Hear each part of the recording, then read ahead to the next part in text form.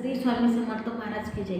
श्री स्वामी समर्थ महाराजांच्या या सेवा मार्गामध्ये जो शिष्य सेवेकरी असतो तो जर विवेकशील वृत्ती त्याच्याकडे असेल, वैराग्य असेल, संपत्ती असेल आणि मुमुक्षु या गुणांनी तो युक्त असेल तर नक्कीच या सेवा मार्गात आल्यावर त्याला फलप्राप्ती ही होतेच। तशी तो सेवा करतो आणि त्यानुसार त्याला फलप्राप्ती होते।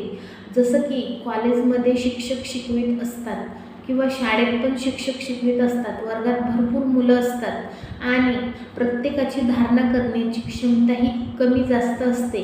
मग ज्या विद्यार्थ्यांची धारणा करण्याची क्षमता जास्त असते त्यांना ही क्षमता पूर्व सुकृतानुसार मिळालेली असते आणि ज्यांना धारणा करण्याची शक्ती कमी असते मग अशांमध्ये कमी जास्त मार्क्स मिळत असतात। पण शिक्षक तर एकच असतो आणि सगळ्यांना त्यांनी समान शिकवलेले असते, पण हीच प्रत्येकाची धारणा करण्याची शक्ती वेगवेगळी असल्यामुळे प्रत्येकजण कमी जास्त मार्क्स मिळवत असतो। तसंच या सेवा मार्गामध्ये आल्यानंतर जर जुने सेवेकरी असतील आणि त्यांनी नवीन सेवेकऱ्यांचे जे काही लवकरात लवकर या आध्यात्मिक मार्गामध्ये जर त्यांची प्रगती होत असेल तर मग त्या जुन्या सेवेकऱ्यांनी त्यांच्याशी द्वेष करू नये आणि असं जर केलं तर त्यांना जर दोष लागेलच, पण त्यांची जी आध्यात्मिक प्रगती आहे त्या आध्यात्मिक प्रगतीमध्ये अधोगती येते। म्हणून जे सेवेकरी असतात स्वामी समर्थ महाराजांच्या सेवा केंद्रामध्ये यांच्याशी द्वेष, वैर इत्यादी वृत्तीने तसं न वागता सर्वांशी प्रेमाने वागले पाहिजे।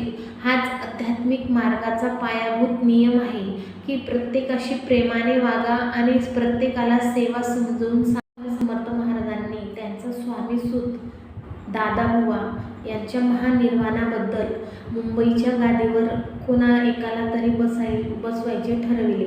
पण स्वामी महाराजांच्या जवळ ब्रह्मचारी होते, अनेक विद्वान होते, त्यांचे शिष्य होते, चोळप्पा, बाळप्पा, सुंदराबाई अनेक असे शिष्य होऊन गेले होते, पण त्यांच्यामधला त्यांना एकही त्या मुंबईच्या मठाच्या गादीवर बसवायचे नव्हते।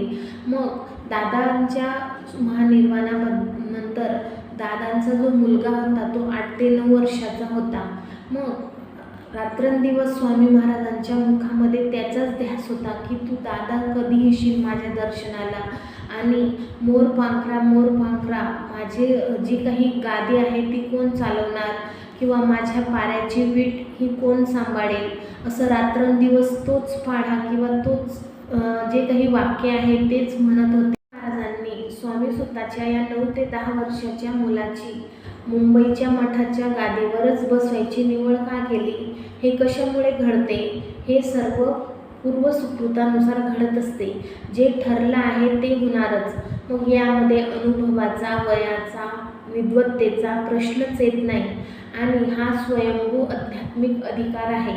यामध्ये गादीवर कोण बसेल किंवा कोण बसणार नाही याचा प्रश्नच येत नाही। ज्यांना स्वामीसूत आणि दादा कळाले त्यांनाच सद्गुरू परमपूज्य मोरे दादा कळतील व परमपूज्य गुरु माऊलीसुद्धा कळतील। आल्यानंतर मग महाराजांच्या निकट पोचवायला काही अडथळाच येणार नाही आणि अवधीसुद्धा लागणार नाही। ज्यांना स्वामीसूत कळाले म्हणजे काय तर त्यांची भक्ती कळेल, ते कशी भक्ती करायचे, त्यांचे स्वामींच्या चरणी कसा विश्वास होता किंवा स्वामी समर्थ महाराजांच्या प्रती त्यांच्याविषयी काय भावना होत्या, ह्या सर्व कळाल्या की आपोआप तुम्ही परमपूज्य मोरे दादांना सुद्धा ओळखणार आणि परमपूज्य गुरु माऊलींना सुद्धा ओळखणार। मग त्यांना जर तुम्ही ओळखलं तर नक्कीच स्वामी महाराजांच्या तुम्ही चरणी लवकर नतमस्तक व्हाल आणि स्वामी महाराजांच्या चरणी किंवा स्वामी महाराजांच्या विश्वासास प्राप्त होण्यासाठी त्यामध्ये काहीच अडथळे येणार नाही। मग जे काही तुमची आध्यात्मिक प्रगती आहे ती नित्य प्रगती तुमची होत राहील, यात तीळ मात्र शंका नाही। स्वामी महाराज त्यांच्या स्वामीसुताच्या महानिर्वाणानंतर त्यांच्याजवळ अनेक ब्रह्मनिष्ठ विद्वान अनेक शिष्य होते, पण स्वामींनी त्या स्वामीसुताच्या 9 ते 10 वर्षाच्याच मुलाची निवड का केली तर त्या स्वामीसुताचा एकनिष्ठपणा, या एकनिष्ठ सेवेकऱ्याचं जे काही संकट असतं जीवनातील, किती महान संकट असे ना, तर स्वामी महाराज ते क्षणात नष्ट करतात आणि क्षणात त्या माणसाला आनंदी करतात। तसेच त्याच्या अशुभ प्रारब्धावरची जी छाया असते ती छायासुद्धा कमी करतात आणि ते प्रारब्धाचं जे काही संकट आहे त्यावर मात करतात। हे त्रिवार सत्य आहे। म्हणून असेच स्वामींचे जे काही लीला आहेत ते तुम्ही म्हणजे ऐकण्यासाठी माझ्या चॅनलला सबस्क्राईब करा आणि माझ्या व्हिडिओला लाईक करा। धन्यवाद।